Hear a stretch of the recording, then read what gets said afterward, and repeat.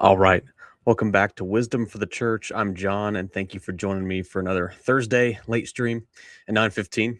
So glad for those who are here now or will be here later. Feel free to leave comments in the chat. They always do encourage me, and they do add a little bit of fuel for the fire of the conversation. So very much appreciate you being here. And this might be multiple episodes with this one because there's so much material that I was like, oh, dang, there's a lot here. So I don't know how much I'll get to in one actual sitting here, but what the topic is tonight is feminism and the history of feminism. We're talking about, the West, mostly Europe and the US, but the history of kind of modern feminism, its impact on society, and maybe even some of the impact on the church. And yeah, so that's what we're on tonight. And basically, what I will follow, here are some important faces here. If you can see on your screen, what I'm going to be following is kind of the 7 points, down at the bottom there, which we'll get to. But let's see, we got a comment from Joe says, "Risnum with the nism, Johnny." That's a mouthful, Joe. Thanks, man. That was awesome. But yeah, here, if you can see it on the screen, 3 kind of big figures. The first one, I'm going to get her name wrong or how to pronounce it, but Mary, I think it's Wolf something or other. Someone, if they see it in the, someone can comment it. But yeah, Mary Wollstonecraft. So I was going to say Wolfenheimer, but that's definitely not true. Wollstonecraft, she's kind of like a precursor to feminism. She wrote A Vindication of the Rights of Women in 1792. She was an English writer. And so she was probably just before the popular feminism movement in the late 1800s, but she was an inspiration for a lot of figures, including the probably 2 most foremost figures of first wave feminism, which is what I'm going to talk about tonight. First wave. I thought I was going to do all waves that have ever been waved, but then I realized, oh, that's a lot of that's a lot of material. So first wave feminism. And that middle lady on the screen there is Elizabeth Cady Stanton, and then Susan B. Anthony. You've probably heard their names, but they're probably the foremost 2 feminists of the first wave of feminism in the late 1800s and early 1900s, kind of terminating in the suffrage, women's right to vote in like 1920. That's kind of when first wave was considered done, and the second wave was on the horizon. But obviously they look like really happy women in those photos, so I'm sure they were doing something right. So yeah, those are the big 3 from what I can tell. There's other figures, but kind of like when I did, I don't know what recent stream it was, but there are, socialism, was it, or leftism? I can't remember. There are certain figures that I just had to leave out, right? Because there's so many, or atheism, that's what it is. There's so many massive figures that it's like, I can't pick them all. So here are 3 big ones, particularly the bottom 2 is what I'm looking at. But so without further ado, before we get into a little bit of the history, I wanted to make 2 big points. This is from what I believe is a biblical perspective and my perspective as a biblical Christian about feminism in its actual substance, not what it claims to be, but what I actually believe it to be. Right. And so we have to have this framework, I believe, as Christians when it comes to feminism. Not all bad ideas or even evil movements are wrong all the time. And I think you could say that with certain things of feminism, right? Like there's going to be a diagnosis of real problems, like husbands that have a tendency to abuse their wives. That's a real problem, and there needs to be solutions to that. But they basically have terrible solutions, like a lot of evil ideas and evil movements. They might identify some right problems and even get some right solutions, but in general, they throw out the good system and replace it with one that is inherently wrong and therefore evil. And that's feminism. So 2 of the big points that I have with feminism, I think if we get these, we kind of get the whole thing. And that is this: as a framework, think of, a forest rather than the trees, the big picture of feminism. Feminism is, as a framework, first and foremost, a rejection of the concept of male headship, particularly in the home. So I think if we get this, we understand a lot of the foundations of feminism. And this would not even be controversial. This would be, yep, we believe this. Feminism is first and foremost a rejection of the concept of male headship, particularly within the home. And if we get this, we understand the foundational problem with feminism. It is a rejection of God by rejecting his good design, right? So it's a rejection of male headship in the home. And naturally, headship in the home is going to have ripples in society, right? Because we move as household units. I'm going to get to that and how that was a major societal, I think, assumption in the 17, 18, 1900s, which was why there were so many disparities, alleged injustices. But that's the foundation of feminism. We reject male headship in the home. It's subjection. It's kind of slavery. And in substance, that is a rejection of God by rejecting his design for how things are to work. Of course, in feminism, whether it's militant feminism or even just kind of a more mild form, marriage still occurs. Men and women still get together. They cohabitate and they even, sign the contract, and it's still legitimate marriage before God. But the headship is not there, and often it's whose role is what happens here. And marriage becomes, I believe, we're kind of trying to have our cake and eat it too. You can't have, as a woman, for example, the protection of a man without really the respect of him being the leader, knowing how to protect, if that makes sense. So roles get confused. I know if you work for any company where there's not a legit hierarchy where we know who does what and who reports to who and who takes the blame for this, right? Who ultimately is responsible, then things get chaotic really quick because every man's responsibility is no man's responsibility. And so feminism, in my estimation, does that to marriage. But that's point number one: rejection of the concept of male headship, rejecting God by rejecting male headship, and saying, and you even using godly, pious language, and yet rejecting that there is a hierarchy in the home is rejecting God's good design. And so it's lip service, right? It's honoring God with their lips, but their hearts are far from him, even if motives are, deceived that they think they're good. So feminism, number two, that's number one, denial of male headship in the home, which naturally will have ripple effects to male headship in other institutions like church and government. Number two, feminism assaults womanhood and assaults femininity. It assaults womanhood and assaults femininity. What do I mean? I think that feminism is kind of a reverse engineering of the feminine nature, and what it essentially produces is just different type of men. It's but women can't be men, and so it ends up being a perverted form, kind of like a weird Frankenstein figure. And it's not like men haven't been affected, obviously, by feminism too. Men have been made effeminate. Women have been in a very masculine form for quite some time. Confuses a lot of things. Brooke says, "Oh, there we go." Vortex, no, he's got the fool says there is no God. Vortex, remember that. That's the basics of knowledge. Brooke says, I remember learning in my honors courses that the cult of domesticity and how women were enslaved to their homes. Interesting. Was that like a book, like in terms of, was there a particular figure that taught that, or was it just like this is generally in society's history there was this cult of domesticity? But yeah, that sounds kind of like feminism, especially modern 101, but even from its foundations, first wave, which we'll get to. So I believe that that's a good framework about feminism. So the first one, to be honest, I don't even think is debatable that, even from jump, feminists, those who were about women's liberation and women's rights, would argue against this. Male headship in the home is a type of oppression, basically. It's something that we actually don't want. It's been forced upon us, and that's one of the big narratives of history. We've been kept down by this evil patriarchal society. I don't even think that's debatable.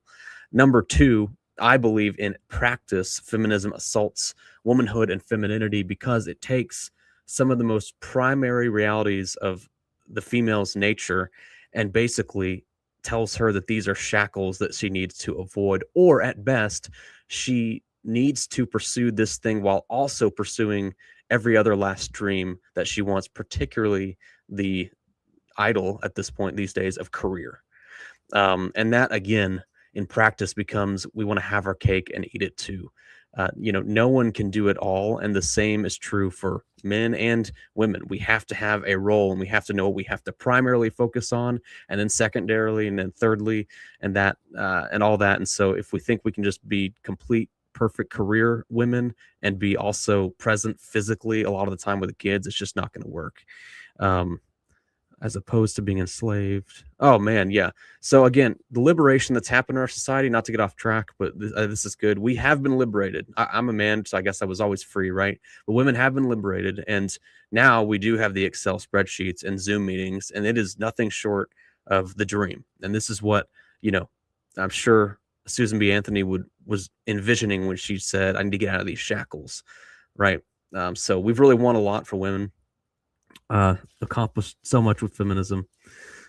Yeah, so hierarchy was seen as oppression from jump. So those are the big two. I believe, like, if you really get down to it, what the early sources of feminism, some of these major figures were arguing, and therefore where it logically went in society, was first and foremost this headship in thing, the home is shackles. Headship in the home is shackles, was the belief. And I believe in practice, it would not be argued this way, but I believe that in practice, feminism assaults womanhood and femininity. It's a reverse engineering. It's a war on womanhood. And, we see the fruit today, really. You think about the virtues of a good woman in scripture in the Bible, and those are laughed at and scoffed at today. And the very exact opposite is what is promoted, right? We've all heard ad nauseum about being a boss babe. That's what you got to do. Aquila, good to see you. Caught alive on time. Woo. That's right. Definitely a woo. And Brooks says, don't forget Microsoft Outlook. That is underrated. Microsoft Teams, right? Whole, a trail you can blaze with gifts. And so, you've been freed from the shackles of domestic life to be able to send funny pictures on Microsoft Outlook. So really feminism's batting 1,000.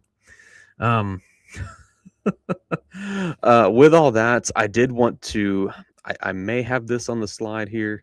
Oh yeah, here's something funny. Just a photo of a suffrage movement for voting rights back in the Woodrow Wilson years. So, just a few years probably before that would be passed in 1920. But you get picket signs. I think this is a real photo. And then there's one guy in the middle, just one random man. And if you could zoom in on it, he's grinning from ear to ear. I don't know if he was trolling it or what, but he looks hilarious. So I thought that was funny. But I did want to read something, because I'm not just blowing smoke with the marriage is the starting point here in family and household, and therefore it's rejection of God. I wanted to read something that was from Elizabeth Cady Stanton, one of the primary drivers of first wave feminism. And this was from basically a message she gave at a function about marriage and about divorce, marriage and divorce. And so I thought this was excellent. Just it's so clear on what her beliefs were.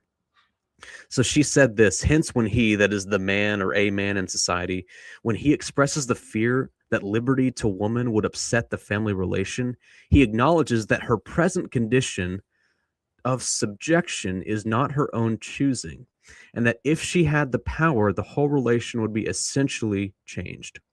And this is just what is coming to pass, the kernel of the struggle we witness today.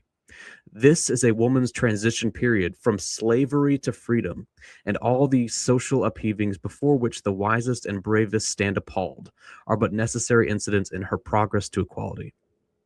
We have changed the foundations of the church, too, without uprooting the religious sentiment in the human soul. The discussions and dissensions in the church filled the world with despair for ages and delude nations in blood, but the Protestant right of individual conscience and judgment is a result. And though the cardinal points of our faith have been changed and changed again, yet we have a church still. So we shall have the family after the present idea of man's headship is repudiated and woman set free. Right. So you see, she touches on church, and these things do go hand in hand. They really do, because God sets the boundaries, and he sets what institutions in society are, primary and most valid. And, church is one of those, along with family, along with civil authorities. And so church is being uprooted. I think she's talking about male headship there too. But she talks about in that first, paragraph there, subjection is not of her own choosing. Basically, we are in this submissive role and we don't want it, is what she's saying. This is societally forced. And then that last part is the most clear. So we shall have the family after the present idea of man's headship is repudiated and woman set free. And I do thank the Lord for, Stanton in this regard, that she's honest and very clear about what she's fighting for in the late 1800s, early 1900s. This idea of male's headship, the husband's headship in the family, we need to be set free from that. So as you see, I'm not making it up that I think this is a foundational framework to understanding feminism, because all of the sort of tentacles, the ripples that go out into society, are from the first and foremost institution that God has set place in society, and I believe was assumed to be the primarily not only societal unit, but also the primary like societal endeavor in centuries past, right? Because we'll get into this, but a household, I don't know when we exchanged the term household for now what we call, at best, like family unit, but I think we lost something in that.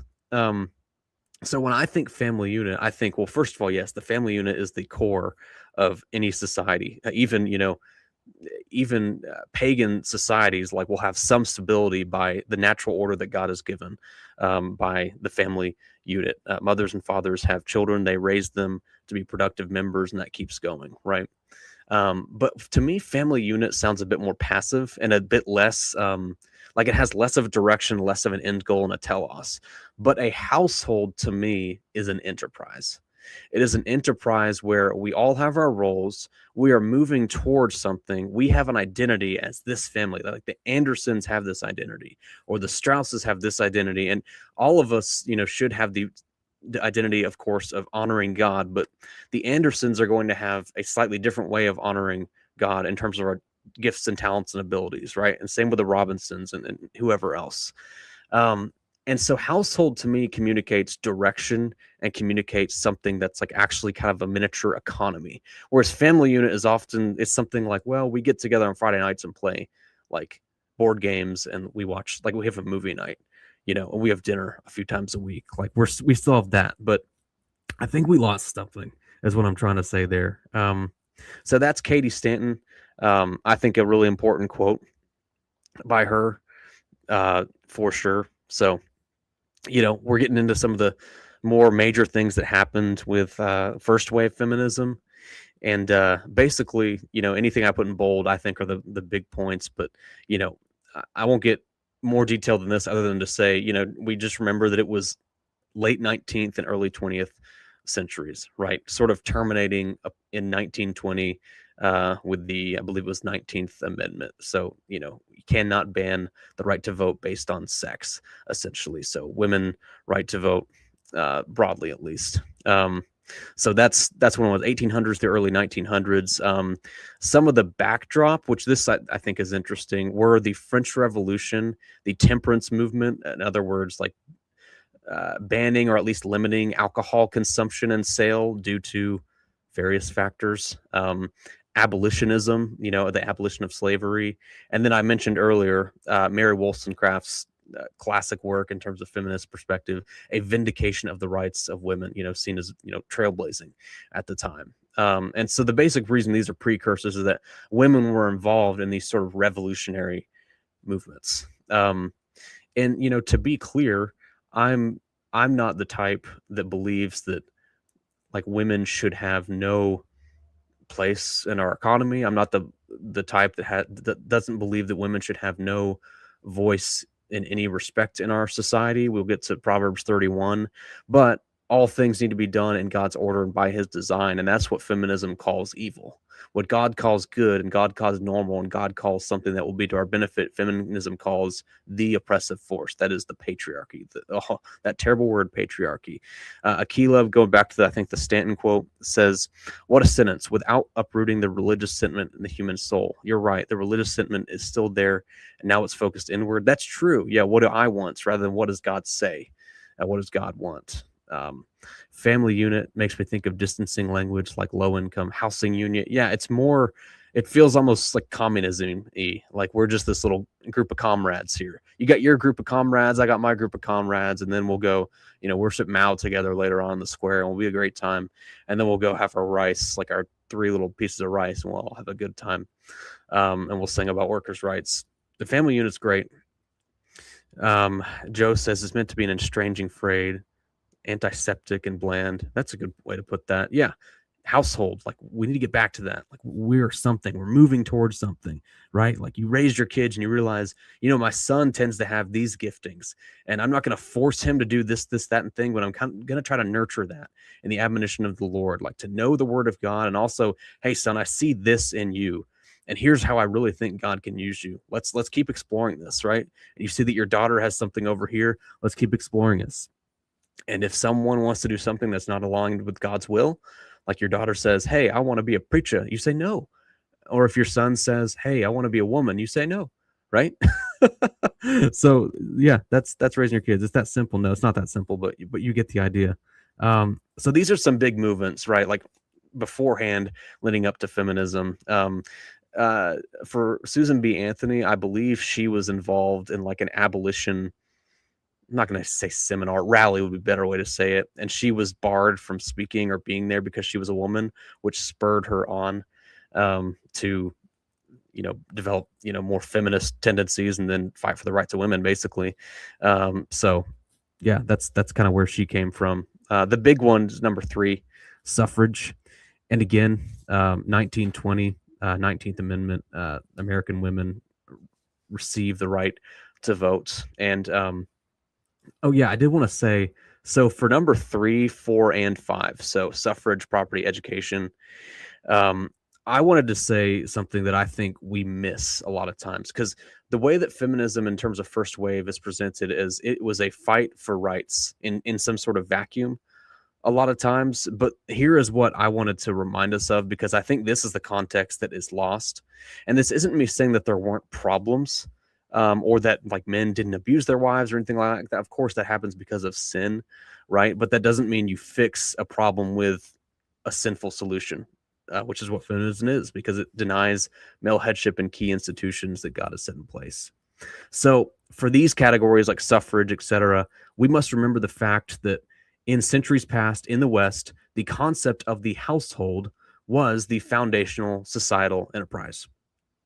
And there were assumed definitions of what a household entailed, including male headship and probably family representation by the patriarch, by the male, by the husband, basically, and father.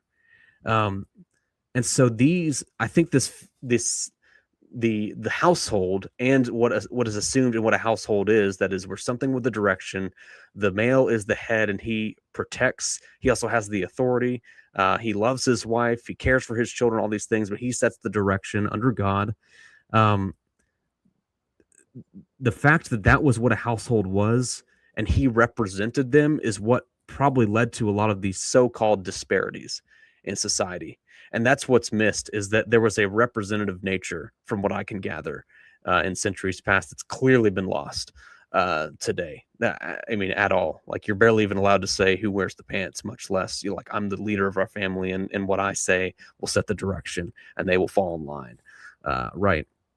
But I think that's why there were things like a lack of property rights or a lack of right to vote, because society was seen as households moving in a certain direction, and that you had to have some kind of skin in the game in order to do certain things. And we've lost that, right? Because we basically cling to every last right we could ever have, and even things that aren't our rights these days, without having any sort of sometimes bare minimum threshold to enter into, right? I mean, we see those who are illegals voting, for example, right? Like, that's clearly should not be happening, but that's because we cling to rights and things that even aren't rights so much today without any sort of responsibility attached or barrier to entry. And one of those, for example, one of these things about the household was the property ownership for married women. I think I have this on a slide. So there was a time in U.S. history where this was not the case, and maybe it's not on the slide. It might not be on the slide. I don't think it is. because I'm so smart. But I'm going to read something because I think this is really helpful because it opened up a lot for me. So basically, property ownership for married women developed in Britain and in the U.S.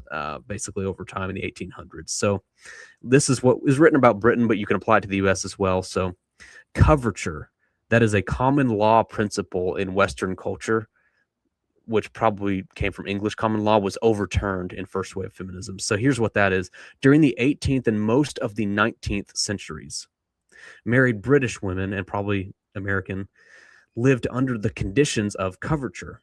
This made a husband and wife one under the law and gave husbands financial and legal control over their wives.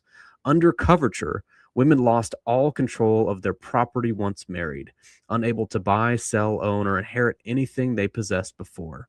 The pursuit of a career was almost impossible for women because, under coverture, they had no ability to sign contracts, have legal control over incomes, or other processes that are essential to earning income. These conditions were not applied to unmarried, that is, single or widowed women who had marginal autonomy under the law for owning property. Um, it goes on. In 1868, a bill was presented to British Parliament that gave married women the same rights as unmarried women. So it goes on to say it allowed for married women to keep their wages and investments independent of their husbands, inherit small sums, hold property either rented or inherited from close family, and made both parties liable for children. Although this was a step in the direction of women's right, married women still did not have full financial independence. Most of their finances and property were still, by and large, controlled by their husbands. So you see, like, coverture was basically the wife becomes, grafted in, you might say, to her husband and was considered his property legally. And so there's one bank account controlled by the husband, one group of financial decisions ultimately controlled by the husband. The wife couldn't buy, sell, own, or inherit anything. I'm not an expert on this, so I don't know the ins and outs of it. But basically, they're seen as one with the husband as the head. And so while I'm sure we could have some disagreements on how exactly that applied, on a base level, there's not much in the coverture idea that seems necessarily evil to me. It actually seems, at least on a basic level, a good thing. I'm sure things can get too controlling. I'm sure you could violate the dignity of women if you don't have some checks and balances, right? Like any government should. But as a basic concept, that seems to be right. That at the very least, the man should have the final say over household decision makings with finances, all these sorts of things. These days we're probably, a modern form of it would be like, hey, we have a joint bank account, but we're both going to have access to it. And, if we're going to make a purchase, like, you need to ask me, other than, basic things that we're going to be needing regularly, like groceries or clothes or this or that. Like, you need to run things by me so that we can keep this train going in the right direction for the good of ourselves and our kids, right? I think that'd be like a modern application of that principle, in our setting, which is ultra feminized. But coverture was gone, basically. And so now you've got what was massively hierarchical comes to be, not even close. And there's going to obviously be dissension there. And then education rights too. I didn't research too much on that one, but basically, again, the property was for married women, so unmarried already had, I think, some property ability there. But married women became one kind of in their husband's household, which seems very biblical. Education also was opened up to women a lot more in first wave feminism. Again, didn't research that one as much, but even if we could say that there were things that were too far, or there weren't any checks and balances or something along those lines, which I'm sure if you go back in history, I'm sure we could find, oh yeah, there needed to be a check on this, because I could easily see a husband just abusing his wife if we didn't have a law in place here. But, ignoring those sorts of things, the basic principles are pretty good. It's male headship, and it's, yeah, I do trust your leadership, and you're going to lead our family in a general direction that we need to go. So that's kind of what's going on with those three. I wanted to mention that because if we don't realize that households and representation, kind of like a federal headship almost by the husband, was an assumption for maybe all of human history, I think, until, the last probably 3 decades, 3 generations, that is, then we're going to be lost. Like, we really will see all these men as tyranny, but in reality, they were probably thinking, a lot of them, I'm actually protecting my family, um, by leading them in a way that I think will be honorable in society. It's actually honorable that I'm protecting them from certain things that I don't think they should be involved with, right? Um, let's see. Brooks says the phrase "quiet women rarely make history" keeps painfully coming to mind. Yeah, yeah. I mean, we'll get into this a little bit later too, but yeah, I mean, modern women, and there's plenty of things to say about modern men too, but modern women, I mean, I don't know. All the encouragement is to be loud and brash and sexually promiscuous. I think that's the only thing you get. And I really didn't think, like, 20 years ago, 10 years ago, even, that it could get worse than the model that had been given to men, which is just like, be Homer Simpson, be a complete dud. But man, it's a competition because you all have nobody. I mean, I feel like in my childhood, you guys had some women that were like moderately okay, right? Like, at least in the sitcoms, some of the sitcoms, at least the wife wasn't too domineering, even if the husband was an oaf. Like, she still kind of submitted to him and loved him. Like, you had at least something, but that's been gone. That's gone. It's just boss babes. It's just disobedience, rebellion. I'm going to read some of these Aquila comments. I generally do not understand the instincts to want to force your way into somewhere where you're unwanted. I understand it's an injury of pride, but, like, who wants to be where they're unwanted? Good point. Good point. You go on to say that a pastor or deacon I was listening to once said that in Genesis, where the woman is cursed to desire her husband, it's not a desire for him per se, it's a desire for his headship and authority. I have heard that. Yeah, absolutely. And it seems to bear itself out practically. That is most certain. I cannot confirm or deny that's a proper reading, but that's what certainly that's what I just said. Yeah, that's what it plays out 100%, all the time. I think some of the advancements for women are very good and are good exceptions for women who are in unstable circumstances. Yeah, feel free to add some more meat to that, Brooke, because again, I'm not saying every last thing that's ever happened with all this is wrong, but a broken clock is right twice a day type of thing. And if we're throwing out patriarchy, we're just basically saying, hey, the basic design for how a society should function, gone. And God's not going to bless that. However, some of this movement are seriously demonic. But feel free, Brooke, add to kind of what you think the good advancements were. I'm interested to hear that. I mean, one that I think, like education. I think that's a principle in Scripture. I'm not necessarily saying, yay, public education. But the general concept of education for both men and women, I think, is legit. Just based on, we're both image bearers, we're both instructed to know God, and part of that means knowing about God's world, all those sorts of things. Maybe you did. Yeah, you did say something like exceptions for widows, singles. Okay, yeah, I see what you're saying. Yeah, so and I think that's a false dichotomy. Not that you're promoting false dichotomy. That's a societal false dichotomy that we just have to reject. Basically, that patriarchy equals it's either patriarchy or it's justice, right? It's either abuse or it's defending against the patriarchy, and I just don't accept that. It's like, free market economics is, I believe, God's just basic design for how things ought to work, right? You have a good, I have a service, or I have something to trade with you, and we make it work. And that's almost knit into the fabric of reality of living in God's world. There's kind of this natural market, right? That's there and probably needs a little bit of regulation, but it's not socialism.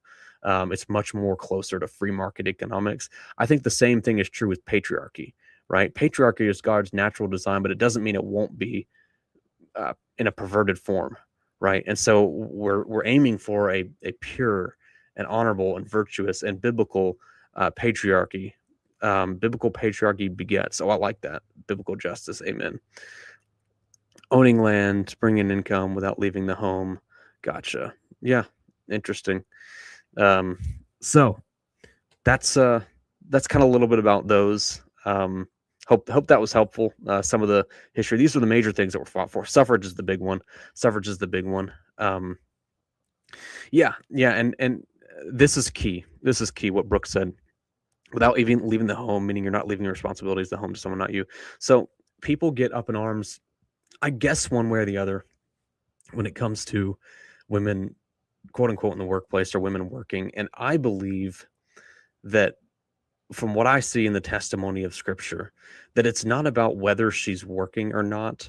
It's about what the kind of solar system is revolving around of her life. And it would be, her husband steers the direction of that solar system. And what I mean is the home and maintaining a home that honors the Lord and is a helpmate type of home to her husband, setting the direction to honor God and society is what the telos, like the end goal, should be, right? And so if this working for a time, helps the household and it's, seen in a very limited capacity, I don't see it as wrong, as long as the solar system is still revolving around mostly being at home, mostly being able to raise children in the admonition of the Lord, all these things. But a lot of times, I mean, 80-90% of the time, that's probably not what's happening in our society. So, in practice, that definitely isn't what happens. But I think that's the real thing. That's the real foundation, in my estimation, is kind of like the Proverbs 31 woman. Like some of her life touched, obviously, the outside world. Right. But she was doing all of this with the kind of grand vision of helping her husband, of being a blessing to her household, and therefore her husband praised her, her children loved her, all these things. And that's where she was going, because she didn't belittle herself as an image bearer, which we shouldn't do, but also she stayed within the design that God has given her, which is stayed within her nature, basically. And the same thing should be true for men. So yeah, that's some stuff hopefully to think about. Regarding Katie Stanton and Susan Anthony, I'm going to read just a quote that Stanton, because I thought this was interesting. They were like partners, not sexually, but they were partners in the cause of undermining society and bringing gender confusion. So they're very good, laughably. But Stanton said this about Anthony and kind of how they worked together. So me and Anthony, we never met without issuing a pronunciamento on some question. In thought and sympathy, we are one, and in division of labor, we exactly complemented one another. In writing, we did better work than either could alone. While she is slow and analytical in composition, I am rapid and synthetic. I am the better writer, she the better critic. She supplies the facts and statistics, I the philosophy and rhetoric, and together we have made arguments that have stood unshaken through the storm of long years, arguments that no one answered. Our speeches may be considered the united product of two brains. And so, they've got this synthesis kind of symbiotic relation going on. They're a well-oiled machine is what she's saying. So that's just interesting to hear about them, the two probably most prominent figures of that time, considered feminist icons. They're actually both on the thumbnail of this video, so you can see if you can find them. There's a massive thing that happens, number 7 here, called the Women's Rights Convention in Seneca Falls, New York, in 1848, which kicked off a lot of things. And I think it might have been before Anthony met Stanton, but Stanton and another woman led this conference, this gathering of like 300 women. And they basically had these declaration of sentiments, I think they called it. So we have these declarations about what we believe about justice and society and, all these sorts of things. So I just wanted to read some of them. I don't have them on the screen, but maybe you can just hear a little about what they're saying here. Here's one of the declarations. The history of mankind is a history of repeated injuries and usurpations on the part of man toward woman, having in direct object the establishment of absolute tyranny over her. To prove this, let facts be submitted to a candid world. I'll say that again or read it again. History of mankind is a history of repeated injuries and usurpations on the part of man toward woman, and having basically absolute tyranny over her. And so this is seen as a grand historical narrative. Like this is the story of history, or at least one of the major threads of history, according to Stanton and early feminism, is that man has had a tyrannical power over women, right? You heard her speech earlier that I referenced about basically we have to unshackle ourselves from headship, male headship in the home, and then we'll have the family. And so if you just combine even those two statements and her being the one or two top foremost first wave feminists that set the table for their yes queens after them, how can we say that someone can separate any sort of mild feminism from this root? I don't think you can. And what I'm saying is, I don't think that we can basically say, well, I'm a Christian feminist, so it's different. Because if I think this is the core foundation of feminism right here. You're right. What they're talking about is we deny male headship. It's a tyrannical thing that's happened to suppress women in history. This is the grand overarching narrative that we've seen throughout history. Headship in the home is a tyranny. It's a shackling. It's oppression, right? All these things. If you can't separate yourself from that and say, well, I'm a Christian feminist, because that's one, I think that's naive. Number one, right? If someone's a Christian feminist, like, can you say that you're a Christian, I don't know, mustache man from the 40s? Enter that term here. I don't know if I'm allowed to say it on YouTube, right? Well, I'm not one of those types. I just believe in National Socialism. Like, okay, or I'm just a nationalist, right? No, because you can't separate, little parts of an idea from the main idea. That would be naive, right? Or to say, it's like when people talk about, well, critical race theory, which is racist in and of itself, is a useful tool for understanding society.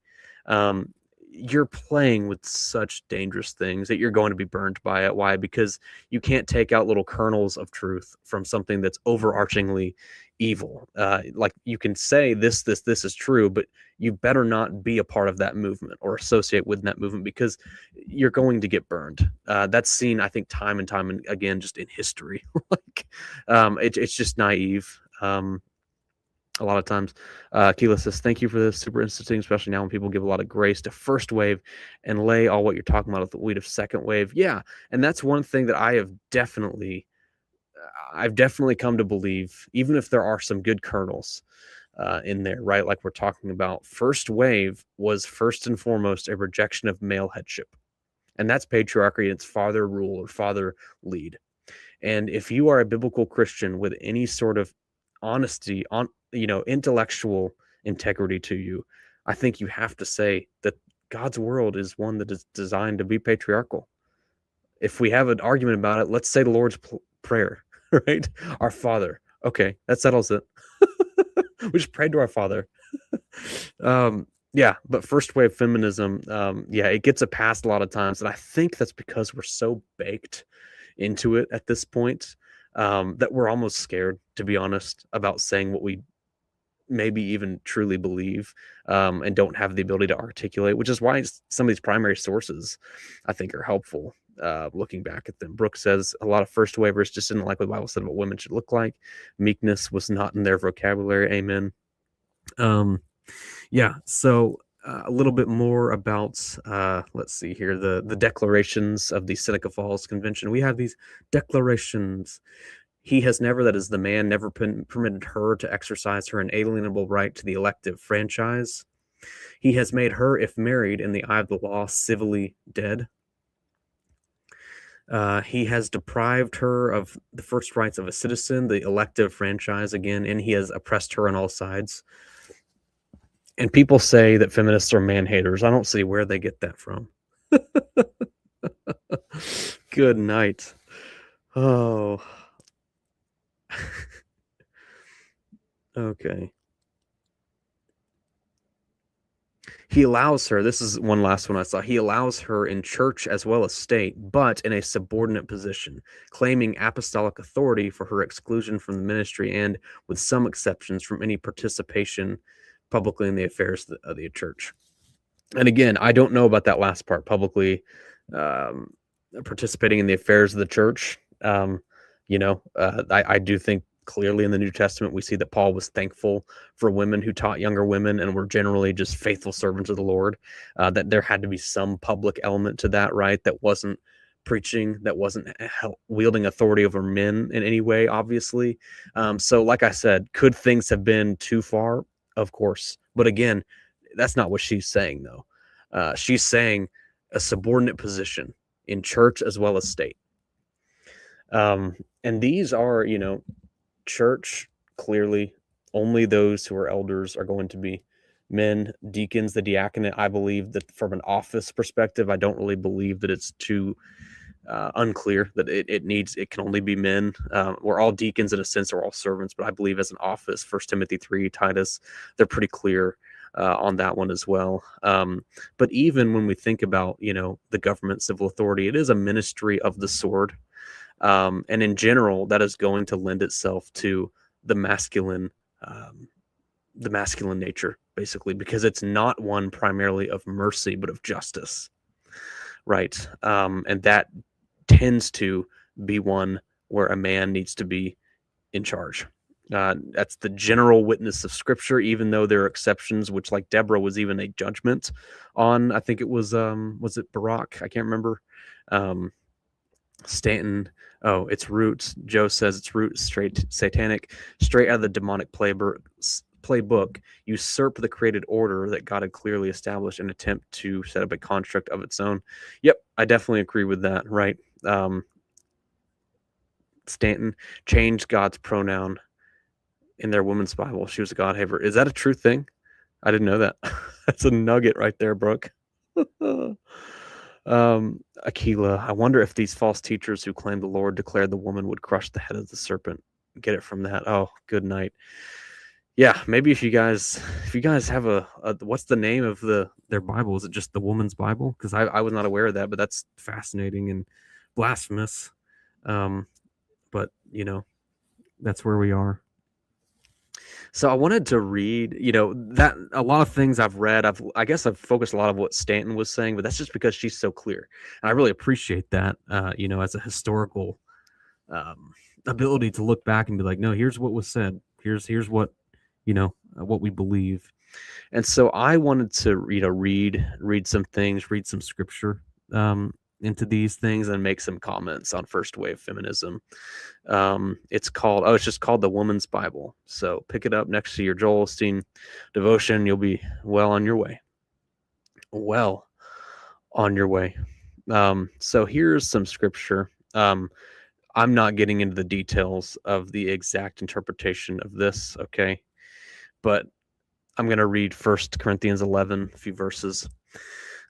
Speaking of a wife, since it is disgraceful, Paul writes, for a wife to cut off her hair or shave her head, let her cover her head.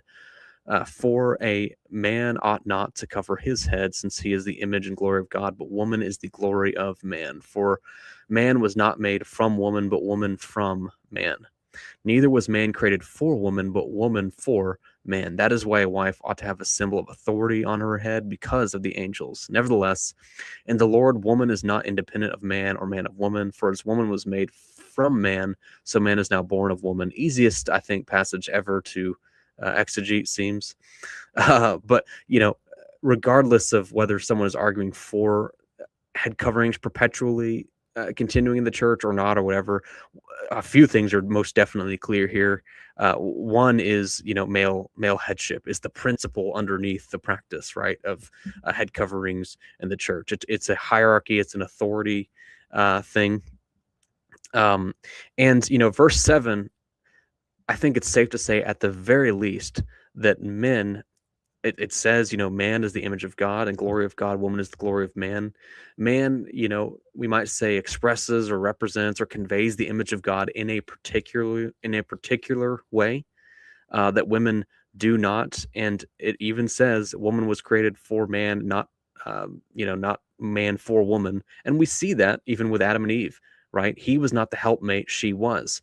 He was the priest in the garden. He was the representative of man to God. He was the prophet. He was representing God to man, or at least he should have been teaching the word to Eve, and yet he failed in that. But she was a helpmate to him, to set the direction, to be his helper in taking dominion, to being fruitful and multiplying, to subduing the earth and ruling over it.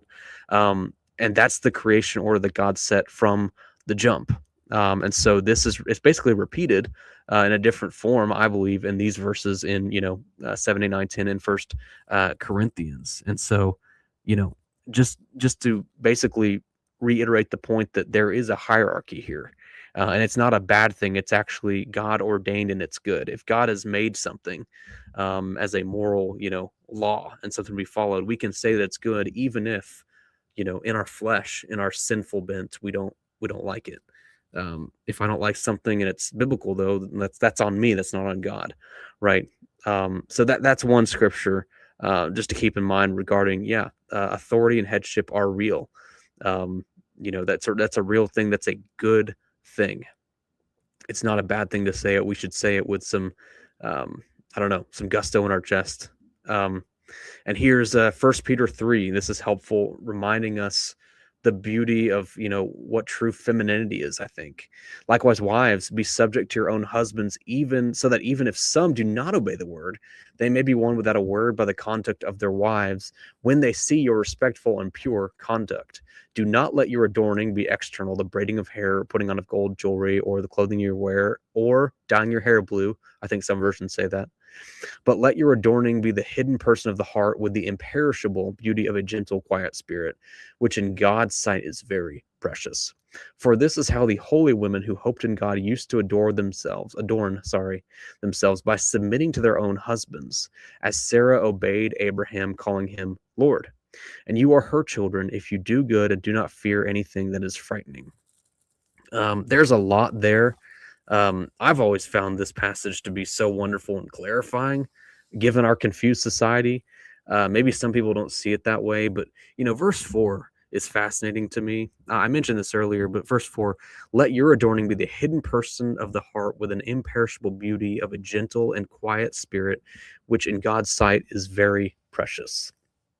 And of course, this is not talking about mere voice volume, although I'm sure that can actually follow, right? But this is talking about inwardly at peace before God and at peace in your submission to your head, who in this case is your husband, and your husband's head is Christ. And a gentle and quiet spirit accepts that gladly, not begrudgingly, right? And I said this earlier, the exact opposite is what we're taught, like women are taught in our culture the last 70 or so years. Be loud and proud, own the room, don't take any no for any answer. All those sorts of things are just part and parcel of what it means to be a true woman in our society today. But it's so satanic. Joe mentioned it earlier. Like, this is exactly opposite, really, of what the scripture teaches, of what blessed womanhood is. Titus 2. What is one of the major parts of kind of woman's teaching and discipling other younger women, like bringing them up in the faith, basically, is teaching them not just really the word, but really how to be keepers at home, which basically means how to be good wives and good members of a household. It's how to be good in the domain that God has called to be kind of your solar system, right? And there's nothing wrong with that. There's a million things right with that. And so, yeah, Sarah obeyed Abraham, calling him Lord. And we don't have to shy away from those words. We really don't. We can say, God said that and it's good. Sarah obeyed Abraham and called him Lord. Likewise, women, do this for your husbands. And obviously, we have the husbands love your wives, and we get to that, right? But it's a good thing. Women, obey your husbands. As a man, I can say I'm not married, but as someone who's wanting to get married, all these things, I have found that I'm a pretty simple being. If you're just gentle and like me and follow my lead, that's like, it's the key to my heart. It's not, there's really not that much to it other than that. Just don't disrespect us as men. I feel like what's a huge one, don't disrespect us openly and publicly. If you have something to say, just approach us. Maybe we've gotten something wrong, and just smile. That's what, and we have a lot of responsibility on our plate to care for you and bring you up in your godliness. So there's a lot on our plate too. Obviously, the flesh wants us to be loud and belligerent, but the Bible teaches us to be meek and gentle. It's convicting, no lie. Yeah, absolutely, as it should be. It's part of the reason we have the word. It rebukes us, it cuts us to the heart. So I may have read this, I can't remember, but likewise, husbands, last part of that, live with your wives in an understanding way, showing honor to the woman as the weaker vessel, since they are heirs with you of the grace of life, so that your prayers may not be hindered. I wonder, you know, what if married couples read this every single day, once per day, just once per day, and they're married for 50 years? What might their marriage look like? I don't know, but if they followed it, man, there'd be a lot of blessing in that household. You know, isn't it like the word of God to bring so much clarity to a murky, confused world? I mean, 1 Peter 3 is so encouraging to me. It really is, because both women and men are given their nature and their role so clearly. Right, men, what is our tendency to be? We can, in our flesh, be too domineering. We can be too short. We can lack gentleness, right? And that's why we're instructed, husbands, live with your wives in an understanding way, showing honor to the woman as the weaker vessel, right? Patience, understanding, knowing about tone at certain times, all these sorts of things. Brooks says, it's honestly so easy as a woman to tear down your husband with your words, but encouraging words go such a long way. I will agree with that, honestly. And that's one thing with men in our culture. Like, honestly, most men, I think, get encouraged like 17 times in their life, maybe 18. Like, it's not that often. So encouragement does go a long way, I think, for men, just because our way of sharpening one another is usually like, you're fat, get skinnier, get more muscle, right? Um, but that's, yeah, encouragement goes a long way, for sure. Um, so one more thing I wanted to read, a scripture to balance things out, because I think this is sometimes lost, and I don't know if you can see it all, but I wanted to read Proverbs 31, about the Proverbs 31 woman, because this is so helpful. Helpful. Uh, you know, at the tail end of Proverbs here, an excellent wife who can find? She is far more precious than jewels. The heart of her husband trusts in her, and he will have no lack of gain. She does him good and not harm all the days of her life. She seeks wool and flax and works with willing hands.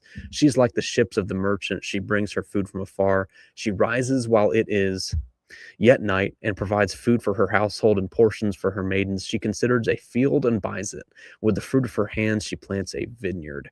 She dresses herself with strength and makes her arms strong. She perceives that her merchandise is profitable. Her lamp does not go out at night. She puts her hands to the distaff, and her hands hold the spindle. She opens her hand to the poor and reaches out her hands to the needy. I'm just going to go all the way to the end of verse 31. She's not afraid of snow for her household are clothed in scarlet. She makes bed coverings for herself. Her clothing is fine linen and purple. Her husband is known in the gates while he sits among the elders of the land. She makes linen garments and sells them. She delivers sashes to the merchant. Strength and dignity are her clothing, and she laughs at the time to come. She opens her mouth with wisdom, and the teaching of kindness is on her tongue. She looks well to the ways of her household and does not eat the bread of idleness. Her children rise up and call her blessed. Her husband also, and he praises her. Many women have done excellently, but you surpass them all. Charm is deceitful and beauty is vain, but a woman who fears the Lord is to be praised. Give her the fruit of her hands and let her works praise her in the gates. So, verse 30, right? That's huge. I've heard that, when women grow up and they're, discipled with verse 30 or something close to it, right? Paraphrase of it. Things turn out pretty well a lot of times. Not always, but, the Lord works through his word. Charm is deceitful, beauty is vain, but a woman who fears the Lord is to be praised. Beauty is fleeting, but, God fearing is timeless. And it's a type of beauty that will never leave. But I wanted to bring up Proverbs 31 woman, just because it does balance things out, right? So I don't think any even biblical patriarchy guy like myself is saying that women are like incapable of certain things, or um, lesser before God as an image bearer, like ontologically or anything like that. And there, you notice the word in Proverbs 31, like it's mentioned multiple times: strength, strength, strength, strength of her hands. 17, she dresses herself with strength and makes her arms strong. She's profitable. She sees a field and buys it. Obviously, there's some interaction, obviously with the outside world here, and yet I think if you really study Proverbs 31, so she's not diminished in her image bearing. She's not diminished in her capability. She's actually unlocked, you might say, by her husband for her to be used for her best ability for God's glory and for her own joy and her husband's joy in the household. But it is within the realm of, like I said, that telos, that end goal of we are uplifting this household, which is here to honor God. Her husband, she's not an enemy to husband, but a help to him, basically. That's why verse 11, the heart of her husband trusts in her. And so that's Proverbs 31, which I think it's so important, basically, to get that with that proverb. It's everything in its right context. It's not the belittling to the woman. It's the balance that we need to realize that God has made woman in a special way, and they express strength, but in a feminine way. And yet everything is within its own category and within its own place. And that's the Proverbs 31 woman.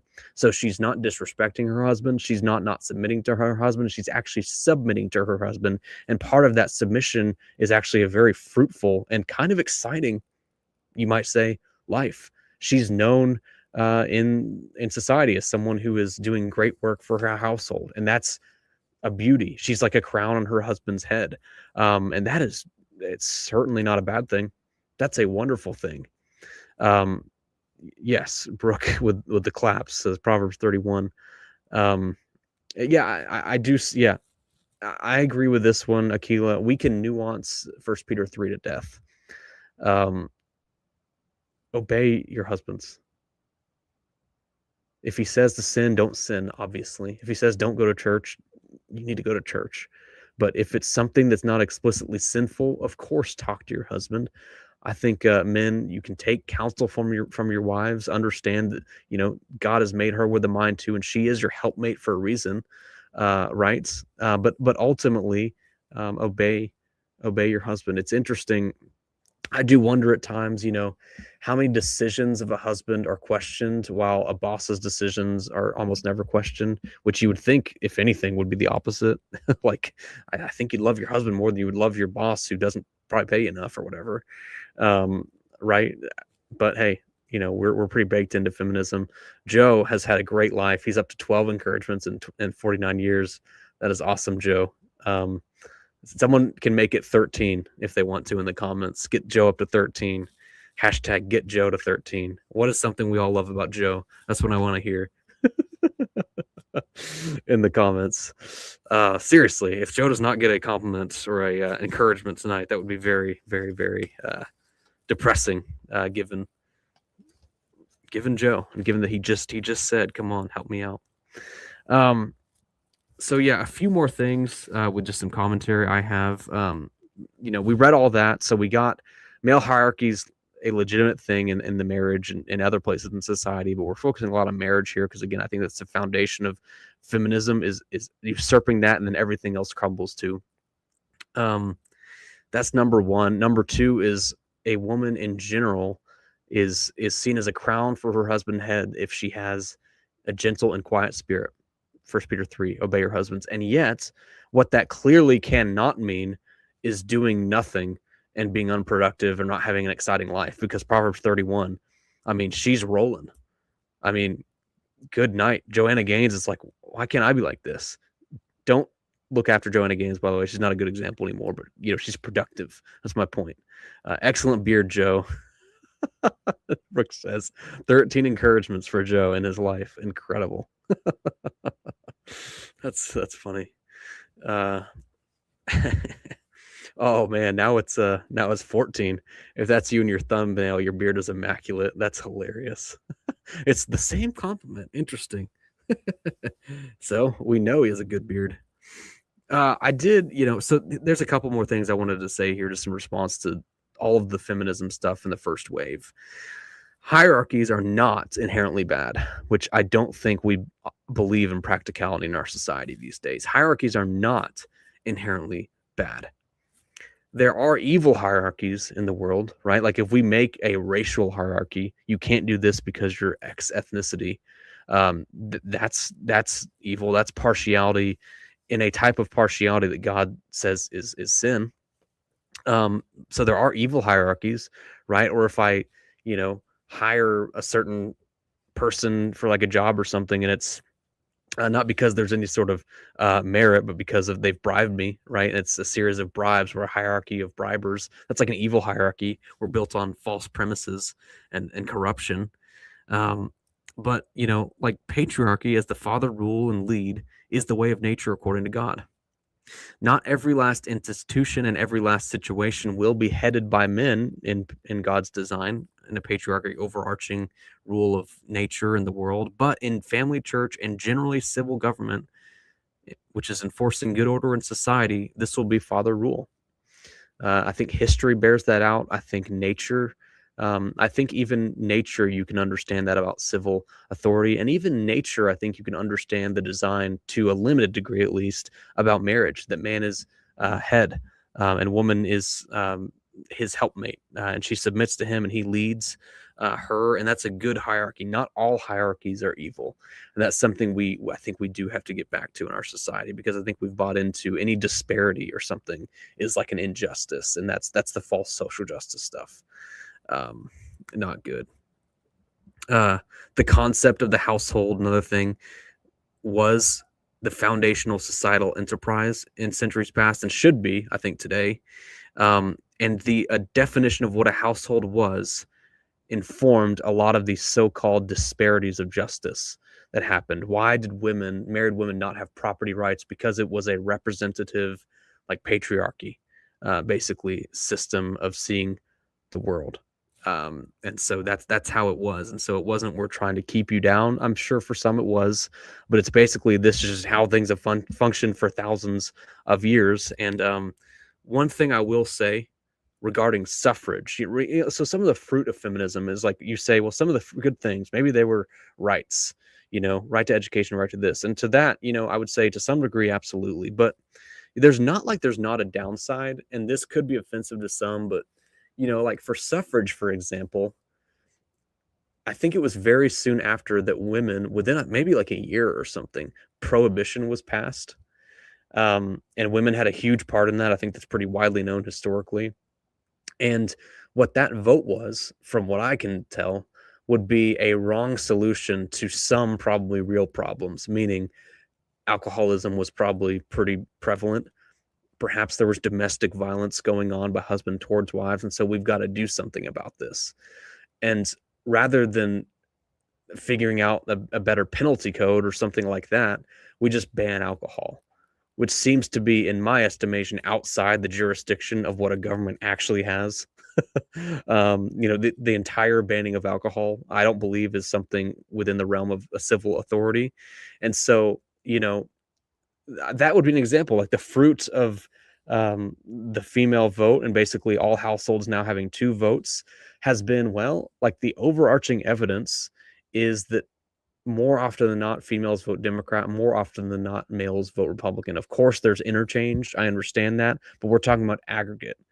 And so, if that's the aggregate, well, like, I guess what we gained the right for was voting to murder children, voting to not know what a man and woman is, voting to not have borders, um, and all these sorts of things in terms of like the overarching reality. So I don't know, to be honest, if that was the greatest thing to happen, or at least if there's like almost no barrier to entry to voting. Like, there's sometimes I wonder, at times, I'm not even joking, like, would it be better if I couldn't vote? I don't own property. There's certain things I've not done. I'm not married. I don't have a family right now. Is it possible it would be better if someone like me couldn't vote? Because I probably have less skin in the game than the family who has 3 children. I don't know. I've thought about that. I don't know the answer to that. But it seems like we've lost, along with the suffrage, universal suffrage, it's just we've lost any barrier to entry, because, again, we see any disparity or hierarchy as inherently evil. Um, yeah. So that's a little bit about the one thing I've also often thought about. I'm no economist at all, but when it comes to second wave feminism and workplace norms and equal pay and all that, it seems like that is a surefire way to almost double the workforce, and therefore pretty much get half the pay for most people. Maybe I'm missing something, but I would think that would be the case, because if employers only have a certain amount of money and they have to pay a certain amount of people and they only have so much to pay, everyone's going to take a pay cut. So I think that's sometimes lost in all this too. Something I made here, which I believe could be helpful. Where is it at here? Would be what I believe. I'll call it like the marriage coins or the gender coins, right? But these are things that are basic, and I think nature even teaches us. But I think this is basic to understanding a dynamic in marriage. It's definitely biblical, but you could even probably gather it from nature to some degree. And that is, that there's two sides to a coin for both the man and the woman in marriage, right? And so there's a positive, you might say, and a negative, even though both are actually positive. But there's kind of a drawback or something you have to give, basically, and something that is given to you. That's kind of given to you is the positive, something you have to give is the negative. That's the red. So for the male, the husband, the positive is you get authority. You are the authority of your household. You make the decisions. You're the head honcho. You're the big man on campus. Ultimately, Christ is, but you get the idea. You're under Christ. But the drawback is heavy is the head that wears the crown. You have the responsibility. And those two work off of each other, right? Why do you have the responsibility? Because you have the authority to ultimately set the direction of your household and make sure that things are honoring God and people are growing in their knowledge of God and practice. People are coming to know Christ, all these things. And why do you have the authority? Because you have the responsibility, because you bear the weight of responsibility, kind of ultimately to the direction of your family. That's why you have the authority to make decisions, because you need that authority in order to make sure you get in the direction that you need to go. If you have all of the responsibility for what happens, right or wrong, but none of the authority, that's just, wow, that's a tyranny. I'm blamed for everything, but I have no ability to make any decisions to change anything. That's great. That's wonderful. So that's the double side for men, right? And they play off each other. Which one came first? I don't know. But you have responsibility because you have authority, and you have authority because you have the responsibility. To have one without the other would be ludicrous. There'd be no checks and balances. If you had only the responsibility without the authority, you'd go crazy. If you had only the authority with no responsibility, well, we know that we're sinners. We'd become tyrants. Right? We would become tyrants. And that's why God has given us the responsibility. Heavy is the head that wears the crown, kind of the household. And for women, the same thing is true in terms of that double-sided coin. What's the positive? You get protection. What's the positive of protection? Here's what I will say about protection is I said it's heavy is the head that wears the crown. Women, you don't realize, I don't think women sometimes realize, and I don't realize 85% of what women go through, so I understand this. But I don't think women understand like the kind of lifelong pressure that's almost just built into the fabric of our nature as men, understanding that we have a responsibility and we can suppress that in our sin. We do suppress that, but we understand ultimately that we have a responsibility. And if society falls, it's because we were not there to do something. Like choices I made led to why my family didn't do XYZ, right? And so we have this pressure that maybe we put on ourselves, but ultimately it is God given, and it's actually it's a blessing, really. And the blessing for women is you don't have to bear that. Have you ever seen that as a blessing? I know sometimes it's viewed in our culture as a curse. It really is viewed as a curse by our feminist culture. But the fact that you don't have the authority ultimately in the household, I mean, of course Christ does, but you follow and obey your husband. The benefit you get of that is protection and not having to bear the type of burden that he bears. And that's huge. That's huge. And you can thank God for that. Just like the man can thank God for the authority that he's been given, because God has equipped him as a man to bear it, right? But God has not equipped the woman to bear that authority. Instead, you're protected as the weaker vessel. We see that in 1 Peter 3. What's the drawback or the other side of the coin? I'd say it's obedience, right? You get the protection, but because you don't spare the responsibility and you bear the benefit of following and being kind of covered by the strength of your husband, what do you owe? You owe obedience. And I wouldn't say these are actually negatives, the red. It's just the kind of the thing that you give, the other side of the coin. And again, these two work off each other.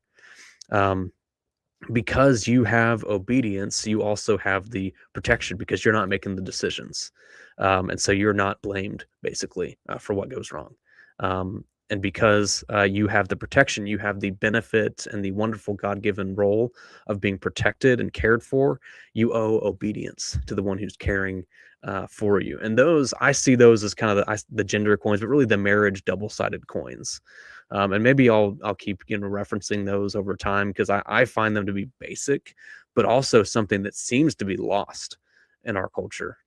Like there are certain things that as a man I don't have to deal with because I'm not a woman, and vice versa. And we ought to thank God for that because there are there are things. I mean, physically, obviously, childbearing, but certain things as a man I am not designed to bear that a woman does, and vice versa. And that's a good thing. It'd be weird if I tried; it would go horrible. Um, let's see here. Brooks says, I feel like women in the workforce kind of took root during World War One or two. And then Joe says, I think to Brooke, yeah, replying, it was out of necessity since the men were fighting. Feminists co-opted afterwards and turned it into a rah-rah, we were strong nonsense. Yeah, Rosie the Riveter type stuff. Seems like, yeah. Let's see, yeah, mail rooms and mass production. I'm not sure which war facilitated which vocation, though. Brooks said, I remember when I was single and I was so unaware of the realistic dangers that were present in the world, made me thankful for a protective dad. Now that I'm married, thankful protective husband. That Haas of a plumber you got there, awesome guy that is Devin. Yeah, so I agree with what you guys are saying overarchingly. And again, Proverbs 31, it doesn't it's not like stunning to me that a woman can come into a workplace, like a lot of workplaces, and be competent. That's not really the point. It's about basically the competence to lead and provide over a long period of time. That's the difference, right? And because the Proverbs 31 woman, like she bought a field, she made this, she made that. Clearly, she's skilled and given much intellectual capacity by God, right? And so that's not the issue when it comes to men and women. It's about design and nature, like the male nature, the female nature, and therefore role. And women in the workplace, like as a career type of thing, usurps her role, and she will just become more and more unhappy and become less and less of actually the woman that God has created her to be. And so, instead of nurturing her children, caring for her, she's going to nurture the customers, the other employees or whatever. And that's not going to, that's just not going to cut it because that's not the design. Aquila says, there's such a blessing, Brooke. I grew up without any rightly guided men around. I'm only now working out the realities of how messed up me prior to Christ reaching into my life. Amen. Aquila, I've asked you before. You've got to make it to the Laborers Conference in October. Brooke will be there. Joe will be there. I'll be there. Twitchy Theologian, who I'm sure you know of, be there. It'll be a great time. We're getting some signups here lately, and yeah, you got to make it. Should be fun. I want to meet people that I'll meet a few for sure already, but I want to meet more people that I've met, like their streams and stuff. It's really cool. I'll be there, says at Truth and Love Network. That is a sneaky little comment. That was a sneaky little slide into the main messages. Who is that? Is that Rob? Because if that is, we're in California. No, why are you out there? Don't you know that's sinful? I'm just kidding. What part of California are you guys in? I can't believe that. I thought you were like, I don't know, Illinois or like, I don't know, like Indiana or something. Wow, you're way out there. Oh, yeah. Who's the Truth and Love Network? Who is this comment? This is sneaky. Well, who is this? Is that Rob? It was well played if it's Rob, because I did not see that coming. Vista, California. Okay. Well, maybe we'll have the sessions up online. So nonetheless, yeah, you'll be there in spirit, I hope. What's up, Rob? Rob of the Truth and Love Network is sneaking into the chat here. He is helping organize the conference in October, and is a good brother in the Lord. So yeah, works out in North Carolina, pastor in North Carolina, bivocational, and yeah, jelly. I was born in LA and in San Diego forever, save the brief stints in AZ. I visited Arizona once. I thought it was awesome. This was like 2 years ago. I was like, wow, I've never seen any kind of terrain like this. I'm from, Tennessee, so only lived in 2 states. And so, yeah, way different. It was awesome. Yeah, I hope this is helpful though. The marriage, I'll probably change it to the marriage coins, but two sides of a coin, right? And I feel like it's so basic, and yet we don't acknowledge that these things, like, one works off the other, basically. And if we keep them both, I think we both, like, men help keep one another in check, and women, like wives, can keep other women in check, by both of these things. Like, so if you're struggling as a man, be like, man, this is so hard, this is terrible, this is awful. Be like, well, remember, that you have something, you've been given something that, your wife, your children don't have. And that's kind of the final authority in your household. Yes, that can be a huge responsibility, which goes with it, but this is a blessing too. You are here to cultivate and to take dominion just like Adam and to honor the Lord. And ultimately, God has given you in your male nature, and according to his word, the ability to carry this out by the power of the Spirit. Christ is capable. And so that's like, let's go on, men. And for women, if you're having a tough time, submitting to your husband, maybe he's not doing a great job leading. Definitely happens. Both happen. Women don't submit well, men don't lead well. You can remember, oh yeah, the protection thing. Um, you know, that's a huge thing. There's one, my man actively protects me, by providing for me, by setting up systems in our household that will maintain good order. Prayerfully, he does that. But two, just the protection from having to wear that heavy crown, um, to wear that heavy mantle of authority and responsibility. Right now, that's a protection for you. Enjoy that. Right, that's a good thing. Right, some people who are just employees of a company, right, they're glad they're not the boss, because yeah, they don't want the responsibility that comes with it. So that can be a blessing. Um, we can leave, Joe, but I also don't think anywhere is exempt from the rampant sinfulness of CA. We stay when we're planted till the Lord uproots us again. All right. Fair point. Nowhere is exempt indeed, says Joe. Yeah. And Joe, again, got the 2 compliments on his beard this evening. So, again, what is that? 14 compliments per your lifetime. So maybe by the time Joe, you depart and be with Christ, you'll be at like 50. Your final memoir will be like 50 compliments I received in the Lord. Like 37 of them are like, I love your beard, man. 5 of them are, you kind of look like Spurgeon. And it's like, wow, thanks, guys. If I get one more beard comment, that is true. That's a huge increase. That's right. All right. I wish, let me see if is there something I can do here? Let's give it up for Joe is what I'm doing here. Oh, I don't have a clapping thing. Well, you'll be this. Whatever this is what you're getting. Yeah, that was for you, Joe. I thought I had clapping on there, but I guess I deleted it. Yeah. So I think that's all I really had. I really appreciate those who were able to be on here and might end up watching this later. So I think my next stream I want to do is early next week or maybe on the weekend, just regarding Paul Washer and some comments I've seen about him recently. So I really wanted to dive into that because I think it's interesting what people are saying about something he said to John MacArthur on his deathbed. And, I think it's worth talking about because these are 2 massive figures in evangelicalism and the overall kind of reformed Christianity in the last 20 years. And so I think it's worth talking about. Yes, sir. You too, Joe. Good to see you, brother.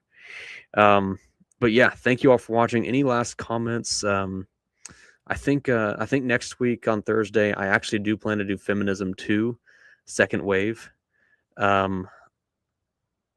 Second Wave. That's like the sequel. There we go, Brooke. I don't know, Akila. I don't think I'm at like the threshold to be able to receive super chats, but maybe at some point, So, I definitely learned that I like live streaming a lot because it's a lot more fun than. I mean, I like to film videos too, which I'll keep doing, but the live stream, it's easier to do like a presentation in my estimation. I don't know why that is, but I feel like it's a lot easier to formulate my thoughts than when I'm just filming. So that's my thought here. But thank you for the thought, Akila, very much. Did you ever watch Akila and the Bee, the spelling bee movie from like 20 years ago?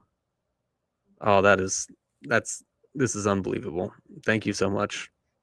That's incredible. Thank you. I'll talk to you into the year, maybe. I don't